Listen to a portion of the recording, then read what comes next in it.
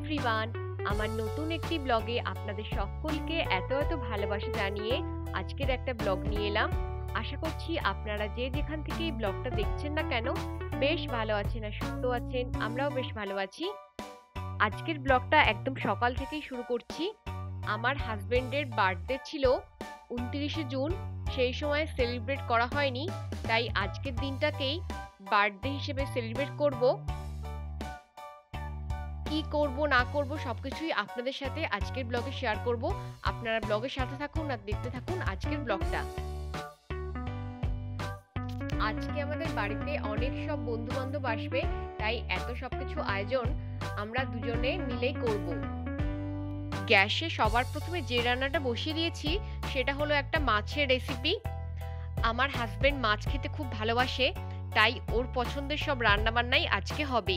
আমার মাছের রেসিপিটা বানাতে লাগছে তেজপাতা, এলাচ, দারচিনি আর সামান্য কিছু জয়িত্রী।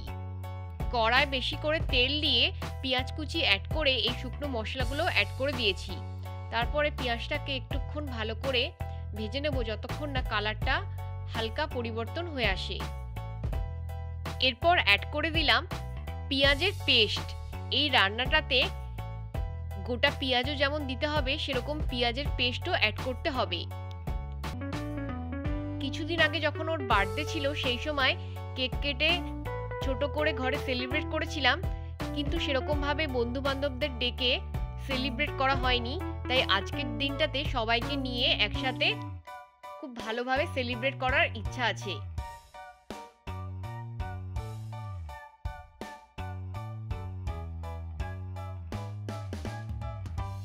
পেঁয়াজগুলো মোটামুটি আমার ভাজা হয়ে গেছে। এরপর এর মধ্যে আদা, রসুন আর কাঁচা লঙ্কার পেস্ট অ্যাড করে দিলাম। যতক্ষণ না আদা রসুনের কাঁচা স্মেলটা চলে যায় ততক্ষণ কিন্তু এগুলোকে আমি ভেজে নেব। আদা রসুনের কাঁচা গন্ধটা চলে গেছে। এরপর এর মধ্যে টমেটোর পেস্ট অ্যাড করে আরো কিছুক্ষণ আমি কষিয়ে নিচ্ছি। সব মশলাগুলো থেকে তেল ছেড়ে দিয়েছে। এরপর এর মধ্যে কিছু শুকনো মশলা অ্যাড করে দিয়েছি, এই যেমন জিরে গুঁড়ো, ধনে গুঁড়ো, গরম মশলা গুঁড়ো আর সামান্য একটু লঙ্কা গুঁড়ো আর চিনিও দিয়েছি। সবকিছু দিয়ে ভালো করে আরো কিছুক্ষণ ভেজে নিয়ে আমি এর মধ্যে মেইন যে ইনগ্রিডিয়েন্টসটা অ্যাড করলাম সেটা হলো কাজু বাদামের পেস্ট। কাজু বাদামকে সামান্য জল দিয়ে মিক্সিতে দিয়ে পেস্ট বানিয়ে রেখেছিলাম, আর দিয়েছি সামান্য একটু টক দই। আরো কিছুক্ষণ নাড়াচাড়া করে নিলেই মশলাটা পুরোপুরি আমার রেডি হয়ে যাবে। তারপরে ওপর দিয়ে গরম জল অ্যাড করে ঝোলটাকে ভালো করে একটুক্ষণ ফুটিয়ে নেব। ঝোলটা ফুটে গেছে, মাছগুলো দিয়ে আরো কিছুক্ষণ আমি রান্না করে নিয়েছিলাম। ওপর দিয়ে সামান্য আর একটু গরম মশলা গুঁড়ো ছড়িয়ে নামিয়ে নিলেই রেডি আজকের কাতলা মাছের কালিয়া। আর আজকে আরেকটা স্পেশাল রান্না হবে, সেটা হলো আমার বরের হাতের খুবই টেস্টি মাটনের লাল লাল কষা।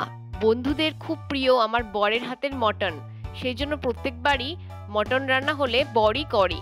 আর আমাদের এখানে জাপানে যে মটনগুলো পাওয়া যায় সেগুলো ইন্ডিয়ার মতো অতটা ফ্রেশ নয়, কিন্তু তবুও মোটামুটি খাওয়ার মতো।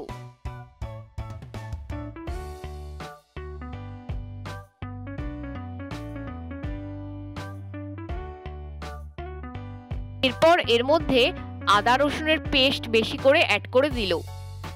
মশলার সাথে ভালো করে কষিয়ে নিচ্ছে যতক্ষণ না আদা রসুনের কাঁচা স্মেলটা চলে যায়।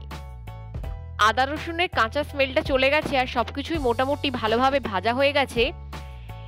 এরপর মটনটাকে ভালো করে ধুয়ে অল্প লঙ্কা গুঁড়ো দিয়ে কিছুক্ষণ ম্যারিনেট করে রেখেছিল সেগুলোই দিয়ে দিল।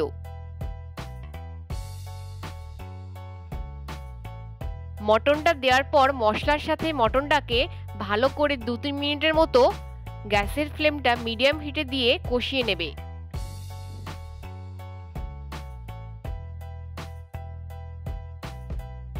সব মশলাগুলো মটনের গায়ে ভালোভাবে লেগে গেছে। এরপর ওপর দিয়ে কিছু গুঁড়ো মশলা অ্যাড করে দিচ্ছে, হলুদ গুঁড়ো, জিরে গুঁড়ো, ধনে গুঁড়ো।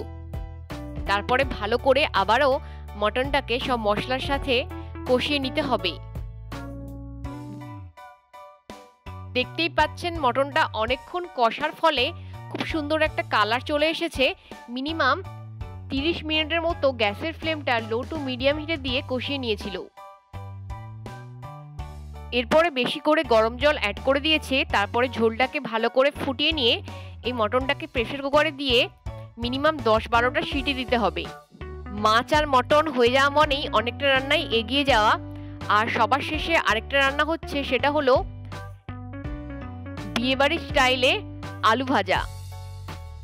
তার জন্য আলুগুলোকে সরু সরু করে কেটে নিয়ে জলের মধ্যে কিছুক্ষণ ভিজিয়ে রেখে দিল।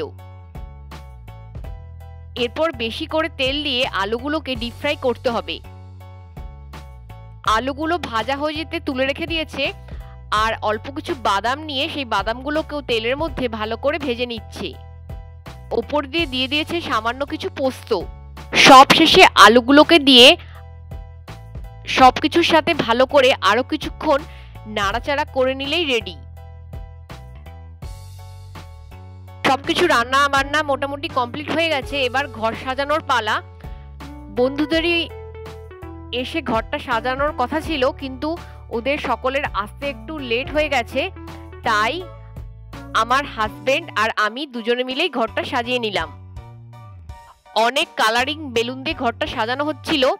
ফাইনাল লুকটা কেমন লাগে সেটা দেখাবো আপনাদের। এরপরে সন্ধে হতে সব বন্ধু বান্ধবরা চলে আসতে যে কেকটা আনা হয়েছিল সেটা আমরা কাটলাম।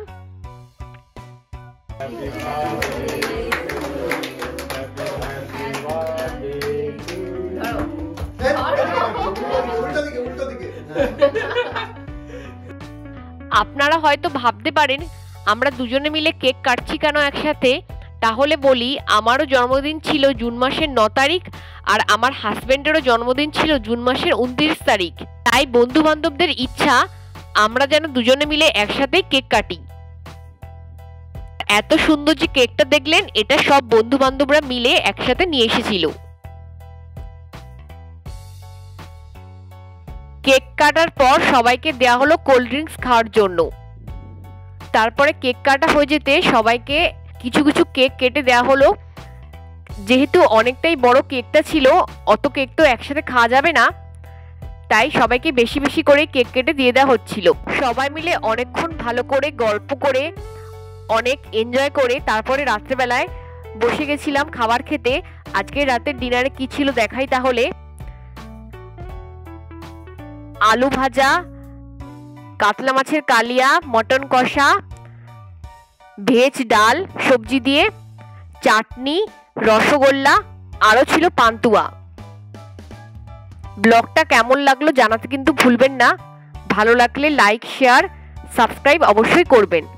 বাই।